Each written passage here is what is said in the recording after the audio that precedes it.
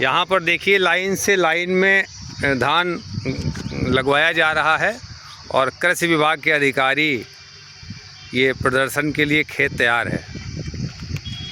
तो कृषि विभाग के अधिकारी भी यहाँ पर आइए हम पूछते हैं। जी अपना परिचय बताएं। हम अनिल कुमार जी, प्रभारी बीज भंडार बहादुरपुर, अच्छा, जनपद अमेठी, कृषि जी। विभाग के कर्मचारी हैं हम सारे लोग।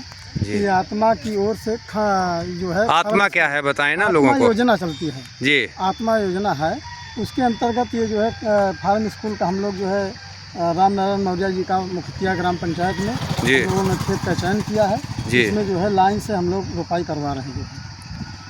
तो ये इसका क्या उद्देश्य है लाइन में रोपाई का? इसका ये है कि ये प्रदर्शन है। जी। जैसे सामान लोग लगाते हैं, जैसे मान लीजिए उसको कंट्रोल प्लाट बोलते हैं, इसको प्रदर्शन प्लाट बोलते हैं।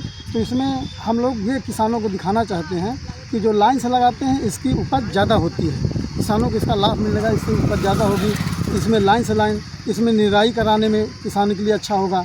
इसमें हवा का आदान प्रदान होता है, तो जो सड़वा रोग लगता है जी, इससे जो है इसमें रोग नहीं लगेगा। मतलब लाइन्स जो ऐसे सामान्य तरीके से किसान धान की रोपाई कर देते हैं जी, जी, जी। और अगर लाइन से लाइन में लगाते हैं जी। तो इसके मतलब उत्पादन में भी फर्क है, भी बादियाँ बड़ी आएंगी जो है, और इसमें लागत में फर्क है। लागत में भी फर्क है। अच्छा, लागत में भी फर्क है। जी। और जो सरुआ रोग लग जाता है, हाँ, जो उसे- कंजस्टेड हो जाता है धान, जी, जैसे धान घना congested घना हो जाता है तो वायु का आदान प्रदान नहीं हो पाता है। बिल्कुल, जी, जी, इस वजह से उसमें मतलब ये बात जो आप बता रहे हैं लोगों को समझ में भी आनी चाहिए। जी, जी, जी। तो वो हवा का आदान प्रदान नहीं हो पाता, इसलिए उसमें रोग लगने। अच्छा, इसकी कोई दिशा भी है कि पूरब पश्चिम जी, लाइन जी। से लाइन लगे या कोई उत्तर भी दक्षिण फसल- लाइन से लगे? कोई भी फसल जो है लगाई जाती है तो वो पूरब से पश्चिम, लाइन से लाइन पूरब से पश्चिम हो, जिससे ज़्यादातर हवाएं पछुआ और पूर्वा चलती हैं, तो इसलिए हवा का आदान प्रदान जो है उस क्यारियों में बराबर होता रहे। जी, जी, जी, जी। तो कितने खेत आपने इस गांव में चयन किए हैं?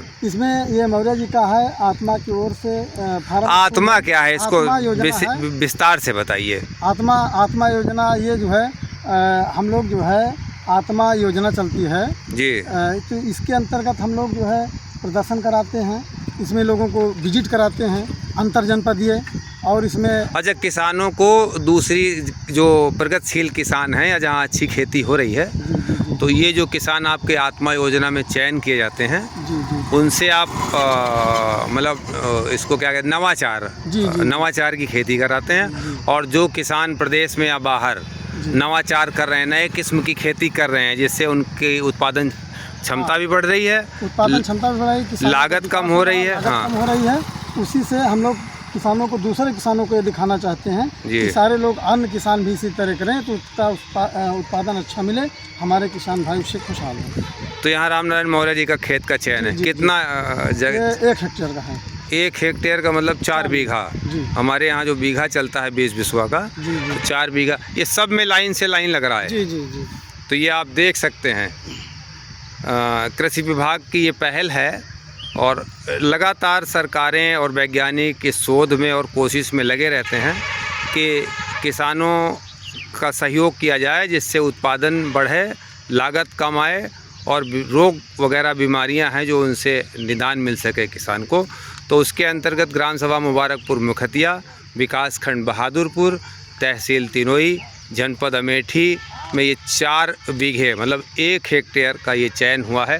तो बहादुरपुर में और कोई या इतना ही है? नहीं, बहादुरपुर में जो है ये 2 जो है फार्म स्कूल हैं इसी तरह के 1-1 हेक्टेयर के। हाँ। और जो है 10 जो है खंड प्रदर्शन है, वो 1-1 एकड़ के होते हैं, तो भी हम लोग जो है चयन किए हैं जो है। अच्छा, खंड प्रदर्शन कितने हैं? 1.5 बीघे का होता है। तो वो कितने किसानों को चयन किया आपने?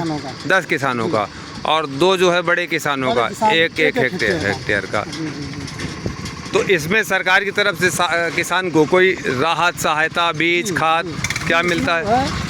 इस योजना में जिन किसानों का आप चयन करते हैं उनको सरकार की तरफ से क्या सहायता मिलती है? सरकार की तरफ से हम कृषि विभाग की ओर से उनको 7500 रुपये खाद और माइक्रोन्यूट्रिएंट का इनको पैसा दिया जाएगा जो है। खाद और माइक्रो न्यूट्रिशन हाँ, का बीज बीज का नहीं। तो एक बात है कि अभी जो सरकार की तरफ से या कृषि विभाग की तरफ से ये दबाव है कि डीएपी और यूरिया का जो पैकेट आता है 50 किलो 45 किलो का, उसको कम करके और नैनो यूरिया और नैनो डीएपी का प्रयोग किया जाए।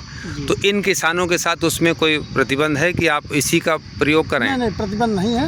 किसान जो है, हम उसमें इनका 7500 है, 7500 रुपये में इसमें फर्टिलाइज़र भी शामिल है, नैनो यूरिया भी शामिल है, और जो अवशेष बचता है इनको हम जिंक, सल्फर और खरपतवार नाशी दवा, मतलब 7500 का सामान देते हैं या पैसा अकाउंट में जाता है? एग्री जंक्शन से ये लोग बिल देंगे जो है, एग्री जंक्शन से इनको खरीदना है जी, और वहाँ का बिल लगाएंगे, इनको पेमेंट देंगे, खाते में जाएगा जो है।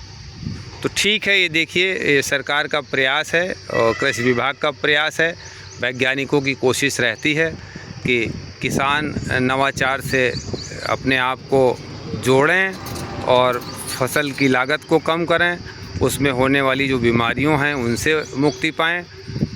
तो ये एक प्रयास है और ये लगातार चलता रहता है। ये धान की फसल है और दूसरी फसलों में भी प्रयोग होता है।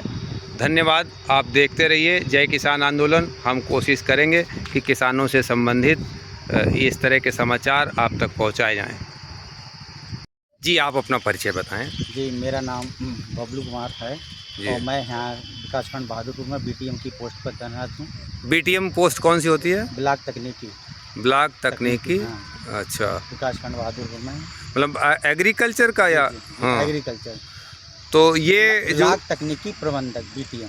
अच्छा, ये जो आप लोग लगा रहे हैं जी। लाइन से लाइन, ये रामनारायण जी के खेत में धान, जी, तो ये किस योजना के अंतर्गत लगा रहे हैं? एक हमारे विकासखंड में आत्मा योजना चलती है, जो national mission on agriculture extension आत्मा योजना अंतर्गत, जिसमें किसानों को नई तकनीकी के बारे में बताया जाता है। अच्छा, उसका जो शॉर्ट फॉर्म है वो आत्मा है जी।